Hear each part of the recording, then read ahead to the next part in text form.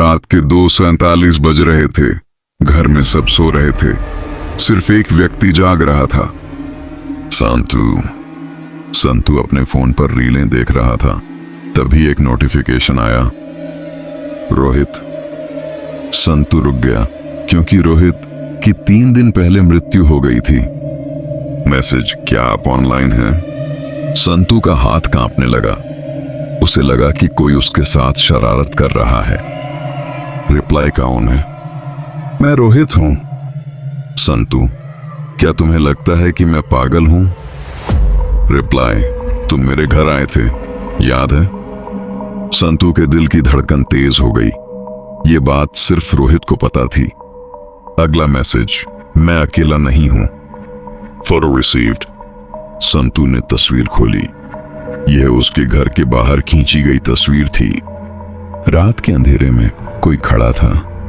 रोहित का चेहरा। Voice note, बाहर आओ, बाहर आओ। संतू डर के मारे खिड़की की ओर देखता है। खिड़की के बाहर कोई खड़ा है। सेम चेहरा, सेम आंखें। Phone auto on. कैमरा खुलता है। स्क्रीन पे लिखा था, मैं तुम्हारे पीछे हूं। संतू धीरे धीरे मुड़ता है। कोई नहीं। फिर मैसेज, गलत दिशा। आखिरी मैसेज, अब मैं तुम्हारे भीतर हूं। फोन गिरने की आवाज, दरवाजे की कुंडी। अगर कभी किसी मृत व्यक्ति का संदेश मिले तो जवाब मत देना, वरना अगला नंबर तुम्हारा हो सकता है। लास्ट रात संतू को एक संदेश मिला, एक ऐसे व्यक्ति से जो मर चुका था। रोहित।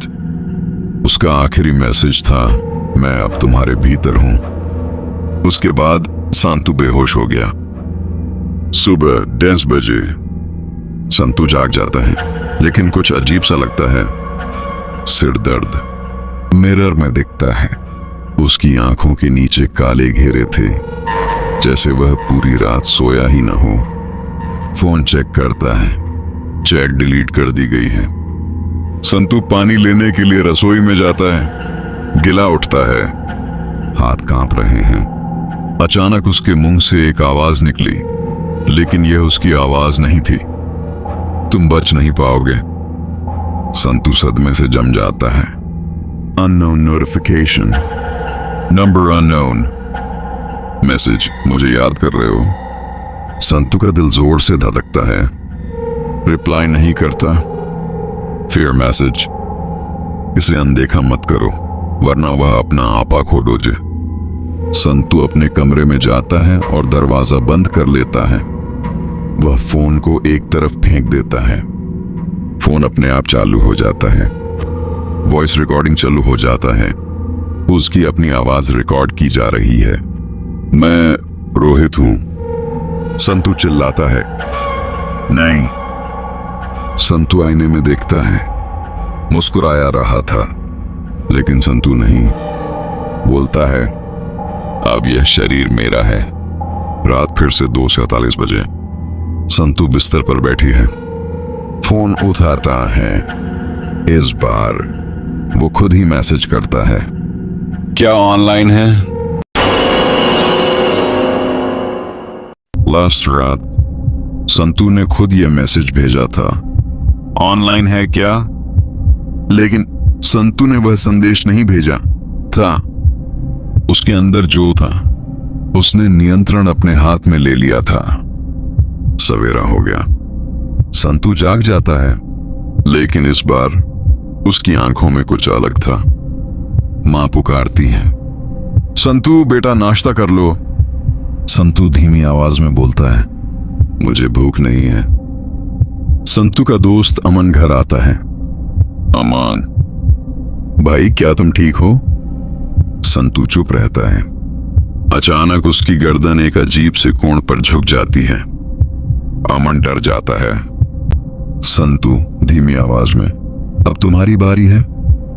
अमन को अपने फोन पर एक मैसेज मिलता है, प्रेषक संतू ऑनलाइन है क्या? अमन को झटका लगा।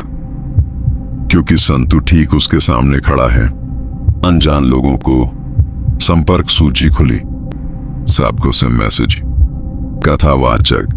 अब यह सिर्फ एक व्यक्ति तक सीमित नहीं था, यह फैल रहा था। फ्लैशबैक।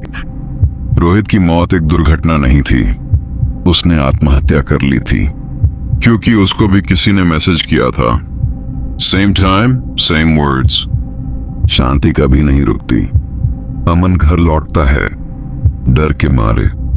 रात 2:47 बजे अमन का फोन वाइब्रेट हो रहा है। Message. Santu is typing.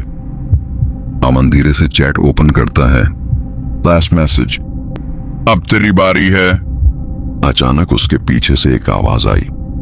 Online है क्या? गलती संतू की नहीं थी, गलती उसकी थी जिसने पहली बार रिप्लाई किया था। पार्ट 4 में ये हॉरर प्योर सिटी में फैल जाएगा और कोई भी सेफ नहीं होगा। पार्ट 4 चाहिए तो कमेंट करो 4।